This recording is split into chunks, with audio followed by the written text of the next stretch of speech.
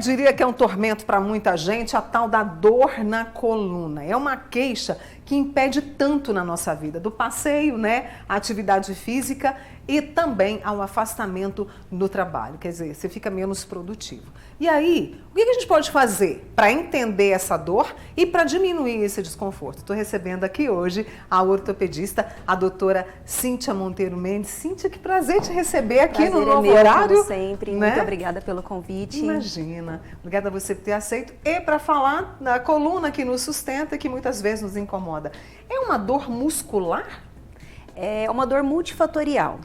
Então, ela pode ser causada desde uma má postura, a um peso, pegar um peso de forma inadequada, a uma posição durante muitos períodos longos, por exemplo, posição sentada durante muitos períodos, posição em pé durante muitos períodos, obesidade, estresse, ansiedade, alterações psicossociais também interferem, podem causar dor na coluna e problemas na própria coluna, estruturais, problema na parte física da coluna ou nos tecidos que ficam ao redor da coluna. Entendi. E aí a maior parte das queixas é nesta região? Isso, é a coluna lombar. A nossa coluna ela é dividida em algumas regiões para facilitar estudo e também para parte cirúrgica e até de causas. Então tem a coluna cervical, que é formada desde a base do crânio até a vértebra C7, a coluna torácica, de onde partem os arcos costais, a coluna lombar e a coluna sacrocoxígea, que o sacro é onde faz ligação com o osso da bacia. E a dor latente é o principal sintoma ou a gente tem formigamento ou outros sinais? A dor naquela localização, naquela região acometida, junto com rigidez, dificuldade de movimentação. Algumas vezes a dor pode irradiar também para os membros inferiores, no caso de alguma patologia envolvendo o disco, ou nos braços em alguma patologia envolvendo a coluna cervical. Se eu não olho, torna incapacitante, como a gente viu, né, que muitas pessoas são afastadas do trabalho? É uma das principais causas de afastamento laboral. A Organização Mundial de Saúde preconiza que por cerca de 80% da população mundial vai reclamar de dor na coluna em alguma época da vida. E nos consultórios médicos é a principal causa, tanto no pronto atendimento, está superando causas inflamatórias pulmonares. Nossa. E no consultório ortopédico é a principal causa. E idade nem sempre tem a ver. Porque as pessoas falam, é porque envelheceu, porque não fazia... Não, não tem isso. O jovem também sofre. O jovem também sofre. Hoje o adolescente e a criança também com uso crônico de smartphones, de tablet, de muitas horas sentado, inatividade física. Mas a idade mais comum é por volta dos 50 aos 54 anos e acomete principalmente as mulheres. Por quê? Sofremos mais? Sofremos. A gente começa a ter uma perda de massa muscular mais precoce do que o sexo masculino. Deixa eu trazer algumas perguntas. Elânia de Santa Mônica, por exemplo, artrose na né? Quais são os sintomas e ela se localiza onde? A artrose depende da localização, né? Então, se for na coluna lombar, ela vai dar sintomas na coluna lombar. Aqui. Isso. A artrose é a perda da cartilagem entre a união da vértebra de cima com a vértebra embaixo. Então, existe uma articulação que chama faceta e aí acomete aquela região. Então, ela pode, no caso da coluna lombar, ela dá dor na coluna e algumas vezes irradiar para a região glútea também. Na cervical, ela acomete na região do pescoço e às vezes pode irradiar pro crânio, dando até cefaleia. Existe um tipo de dor de cabeça que chama cefaleia cervicogênica, que não é nenhum problema na cabeça em si. Mas é uma dor de cabeça de irradiação da cervical. E para descobrir o exame clínico ou precisa fazer um exame de imagem? Na grande maioria das vezes, a história clínica do paciente, o exame físico, são a base mais importante para identificar aquela causa. Se é por uma hérnia, se é algum problema do disco, se é algum problema da faceta. E aí, depois disso, da história clínica e do exame físico, é que vai direcionar se há necessidade e qual exame de imagem a ser solicitado. Deixa eu trazer um amigo nosso lá de Ituiutaba, o Deusdete. Ele é motorista de caminhão, anda por esse Brasil todo, né, meu amigo? E ele me perguntou o seguinte: dor ciática na coluna. Queria que você explicasse pra gente. E ele deve trabalhar várias horas ali dirigindo. Bom, aí ele pergunta, não sei se a gente consegue, se aposenta por conta disso, né? Mas vamos entender essa dor ciática do Deusdete. O nervo ciático, ele é um nervo que sai aqui da coluna lombar, passa por entre duas vértebras, passa na região glútea, desce pela coxa lateral da perna e vai até a sola do pé.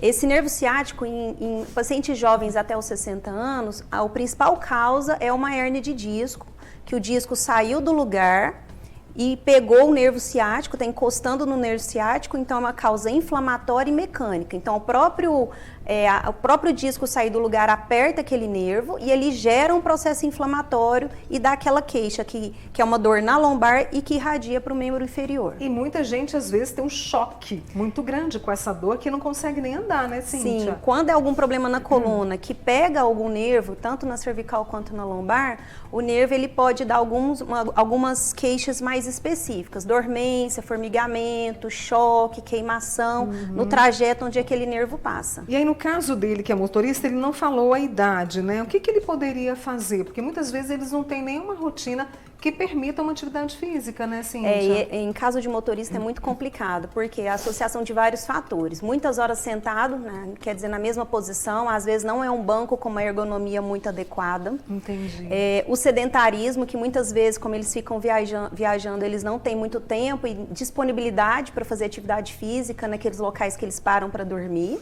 E às vezes até a questão do peso, né? Porque como não comem de forma muito adequada, às vezes pode não ter horário para comer, então isso também pode interferir. Vamos dar um jeitinho, Deusdete, né? Agora, sobre a aposentadoria, aí teria que ver, né? Sobre a aposentadoria, isso depende muito do tempo de trabalho, tempo de carteira assinada, depende muito do tipo de hérnia, porque a maioria das hérnias, elas têm causa e têm tratamento, né? Então, elas têm cura. Não significa que eu tenho uma hérnia de disco, uma dor no nervo ciático, que eu vou ter essa dor para o resto da minha vida. Isso pode melhorar.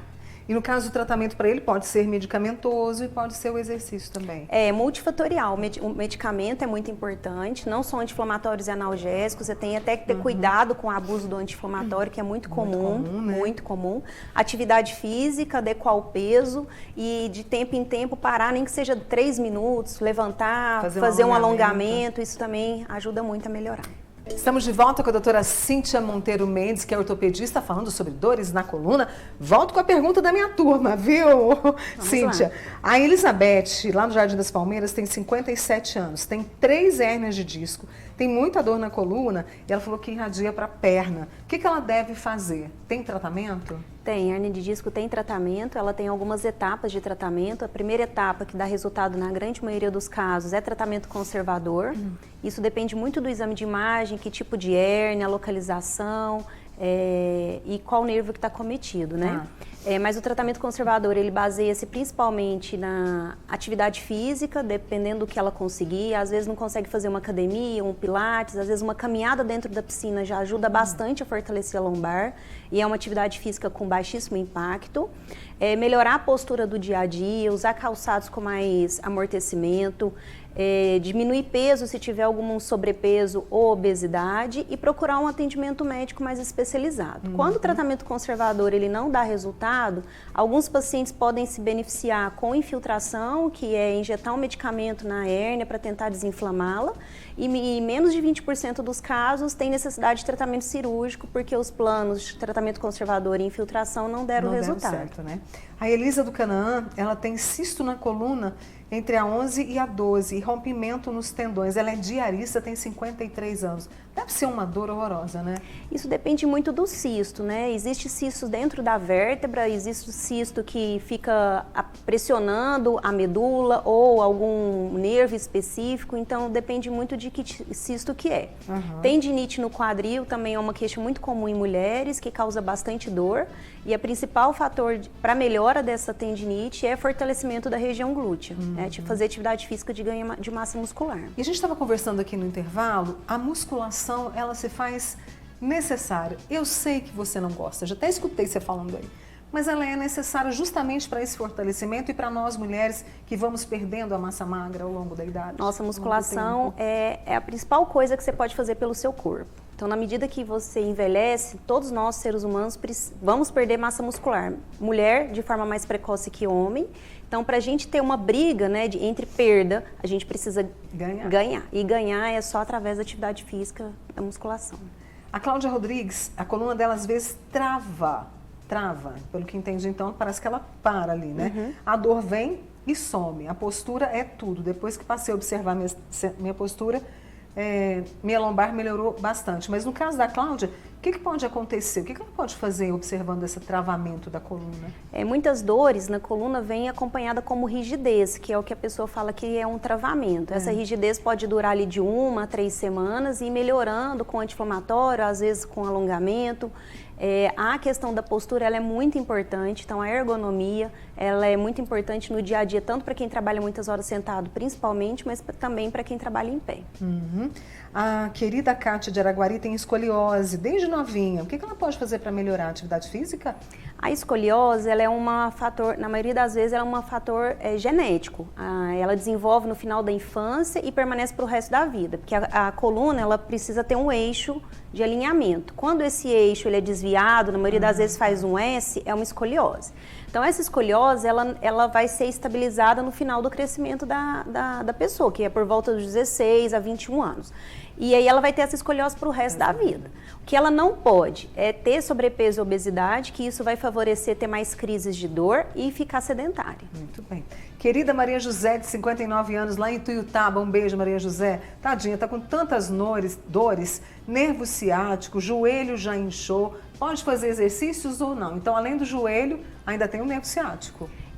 Ela vai escolher um exercício que não piora essas dores, né? Então, exercício de impacto provavelmente vai piorar nessa fase inicial de dor. Então, fazer uma caminhada não está indicado. Seria mais o exercício na água. Começa com uma caminhada na piscina, 3 vezes por semana. Depois passa por uma hidroginástica e vai evoluindo nos exercícios de mais ganho de massa muscular. A querida Miriam, do bairro Brasil, a Miriam Vital, ela disse que já acorda e levanta com dores, Cíntia. E às vezes a situação é tão séria que ela não consegue agachar para poder pegar alguma coisa ou mesmo caminhar. Ela está fazendo hidroginástica, aí está tendo um probleminha, né? Porque fazendo hidroginástica não está conseguindo melhorar, né? Ela precisa procurar um atendimento para ser avaliada, colher história clínica, fazer o exame físico e às vezes fazer um exame de imagem se for necessário, né? Bem importante. Para poder avaliar. Sim. A Lourdes de Uberaba chegou agora. Qual exercício ela pode fazer para espondilolistese? Espondilolistese é um escorregamento da vértebra. As vértebras, elas são alinhadas como se fossem tijolos empilhados um em cima do outro. Então, espondilolistese é um escorregamento da vértebra. Ela pode escorregar só um pedaço, que é grau 1, depois ela pode escorregar mais, até ir piorando esse escorregamento. Isso gera muita dor na coluna, que pode às vezes irradiar para a região glútea. Ela é mais comum na região da lombar. A espondilolistese ela é um fator genético junto com fatores ambientais, obesidade, sedentarismo.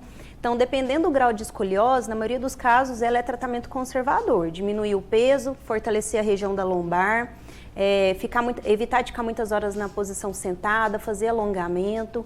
Em casos mais graves que não melhora com esse tratamento, às vezes o paciente precisa de tratamento cirúrgico. Tem um amigo nosso, só para a gente fechar, que está com 64 anos e uma dor que começou há 15 dias. A dor é o nervo ciático que vai até a sola do pé. Ele pode fazer musculação? Também tem hérnia de disco.